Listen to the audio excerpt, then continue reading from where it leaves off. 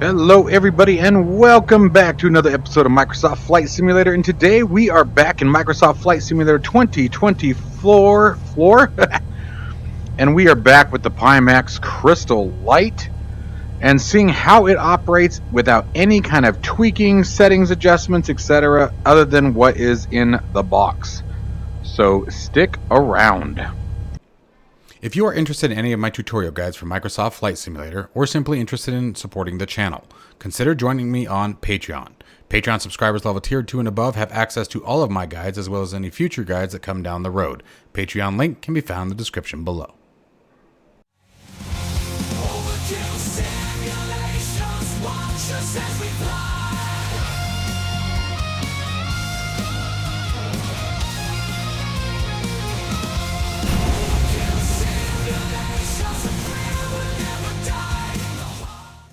Alright folks, so welcome back. As I said, we are back in Microsoft Flight Simulator 2024. We're in one of my favorite aircraft, not officially supported, but that is the Coronado Mooney. This is probably one of the best aircraft in my opinion, especially if you're just someone who likes a really fun plane to get up and go and fly in. It has all the bells and whistles that's necessary, even has speed brakes, although you rarely need to use them, but you can. It will definitely drop this thing like a bat out of hell. Fantastic aircraft. So what are we doing? We are testing with the latest sim update 1 virtual reality in the Pimax Crystal with the latest NVIDIA drivers as of today's date, which is March the 16th, 2025. And we have DLSS turned on, frame generation turned on, DLSS or reprojection mode is set to depth, and DLSS is set to quality. And we're just going to go up and fly. We are flying down in Brazil. At least I hope that's what I selected. That's what I meant to select. I've been sort of bouncing all over this morning. But we're checking out the latest world update. As you guys can see, everything looks absolutely gorgeous. Very stunning picture that we have going on here. Very, very smooth. One thing I'll give you guys the heads up on is I want to apologize for the audio right out of the gate. We are using the microphone straight out of the Pimax Crystal Light. The microphone that I normally use, my Blue Yeti, unfortunately, I think has died. It's got all kinds of horrible issues going on with it. Some really weird behaviors, such as static interruptions, cutouts, all kinds of things. First, I was thinking maybe it was a bad cable, and unfortunately, it does not look like that is the case. We are also rocking the DOF Reality H3 motion simulation platform. And I do not have my motion compensation set up yet. I forgot to do it, and quite frankly I've just been too lazy to do so. So the camera may move in and out of the cockpit a little bit unnaturally, but that's just because I haven't set it up, not because it's a fault in the functionality. So let's get going here. Rocking and rolling here. Frame rate experience so far is absolutely gorgeous. Airspeed alive. And rotate. We are also using all of this in conjunction with the Moza force feedback AB9 shifter.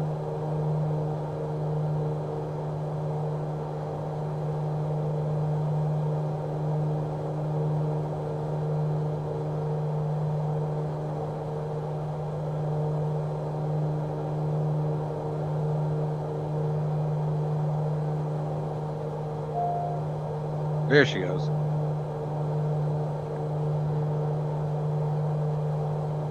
Nope, nope.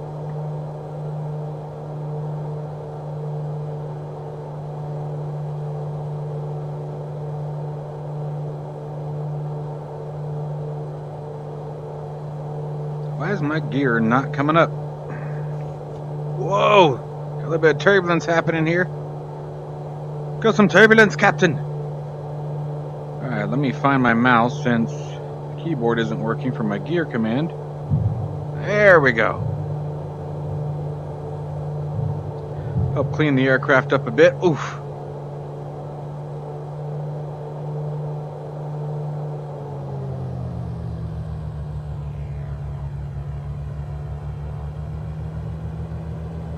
Let's keep those RPMs in the green.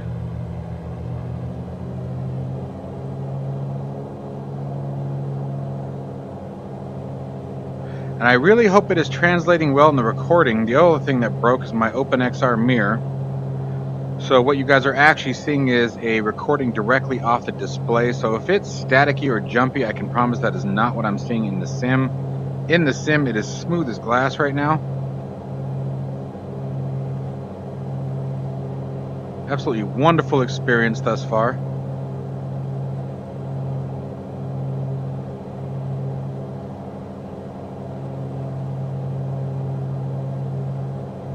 It is always weird when it starts to turn like this.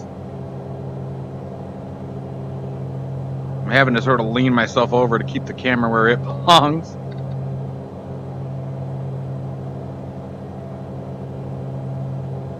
Oh no, you know where we are? I think I took us to Panama.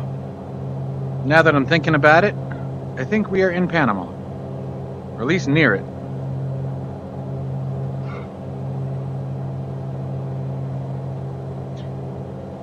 But so here we are. The Pimax Crystal Light is in its default configuration. Literally out of the box. All of my settings and everything are down in the description below, but I am running an RTX 4080 with the 7900 X3D and 64 gigs of RAM 6000. That would be DDR5. The in-game settings for the sim, the only thing that we changed, we are set to high-end preset. I turned motion blur off because I think motion blur is stupid, but even then that's in 2D. And I understand the purpose of motion blur, I just don't like it. I don't want to make it sound like it's this big awful thing, I just don't like it.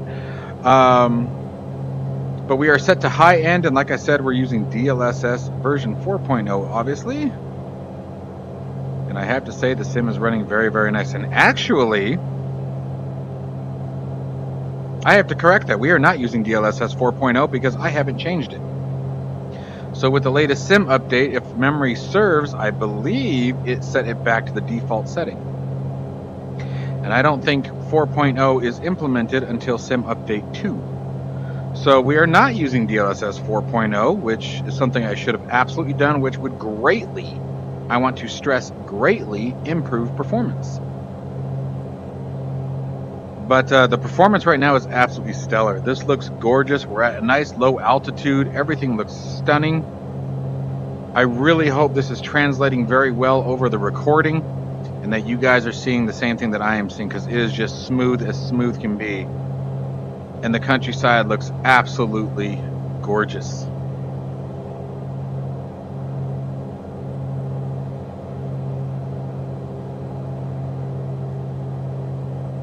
Move myself over here to try to keep the camera oriented correctly. And this Mooney, also remember, is not officially supported. But now that the marketplace is available, I decided to go ahead and grab it and bring it in. It actually looked like... That's weird. I have motion compensation turned off, but it looked like it worked there for a second. You know, let me try something. No, it's definitely not working. Yeah, no, it's not working. It looked like maybe it did for a second there. It's not. We are still absolutely all over the place.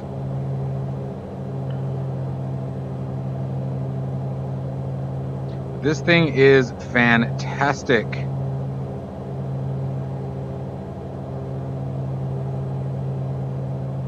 There's a little jumpiness inside the plane that I am seeing, but again, I'm also flying an aircraft that is unsupported currently, officially, with 2024. But the Mooney's just one of my favorites. I love the Mooney.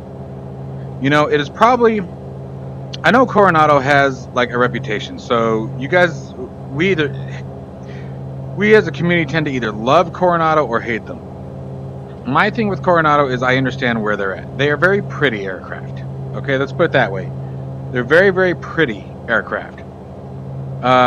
They don't usually have the most accurate of flight models. They don't. But I also think that that's changed quite a bit over the last few years. They've made quite a few updates and a little bit of changes to the way they seem to do their airplanes.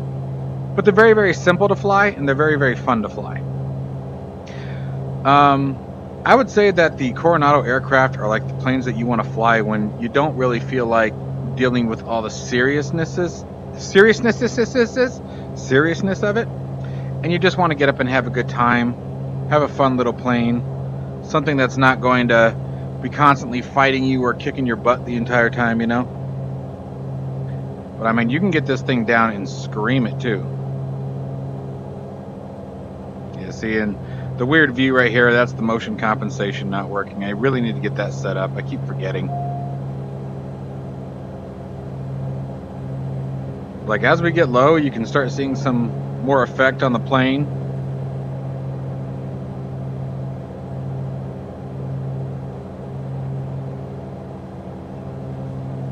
This is one of the things I really enjoy doing with this aircraft, is getting it down low and fast. I don't know why, it's just one of those planes that I really love.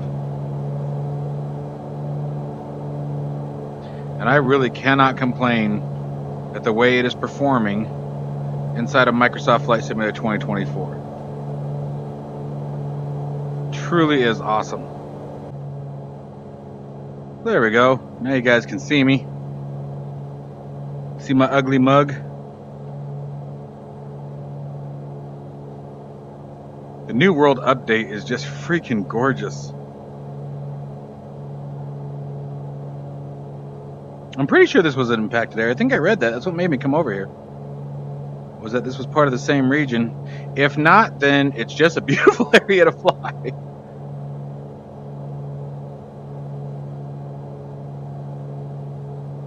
After this video, I think I'll dive into the motion compensation. See if I just... So what held me off on the motion compensation, if I remember correctly, it's a pain in the butt to set up. Maybe that's changed over the years, but if I remember correctly, it is not a fun process.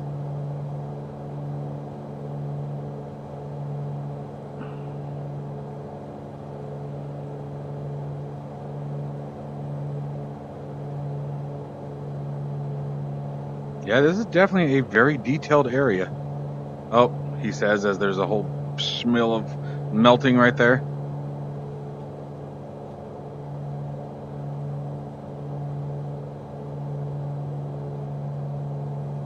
Such a good experience. I am super excited for the Pimax Crystal Super, you guys. I can't wait for that thing. I think it's just going to absolutely revolutionize everything. Pimax has really taken the VR industry by storm over these last couple of years. And yes, before anyone says it, I am absolutely 100% a Pimax fanboy, as I say in every Pimax video that I do. Well, that's just because, how do you become a fanboy? You become a fanboy by buying something and saying, wow, this thing kicks ass. And in my opinion, Pimax kicks ass. I have purchased with my own money every single release that Pimax has ever put out right up until the Crystal. The first Crystal was the first version of the Pimax that Pimax actually sent to me. And I loved every single release they ever put out. I mean, every single one got better and better. They have their growing pains. The one thing that I'll give Pimax, or I should say against Pimax, is that they do tend to release things too soon. But I guess the same token, you reach a point where you just got to push it out and find out what problems everyone else is going to have, because every environment is different, every computer is different. So, I mean, some of that has to be just part of the game. I will say I think the Crystal Light release was probably their best one yet. It still had some issues, but they didn't seem to last as long. The first Crystal, that one was pretty rough, if I remember correctly. But I gotta say, 2024 is coming around, you guys. They are coming around. Things are getting better and better. And I think we're on the right path to making the move over to 24. I'm just not quite there yet. I still like my 2020.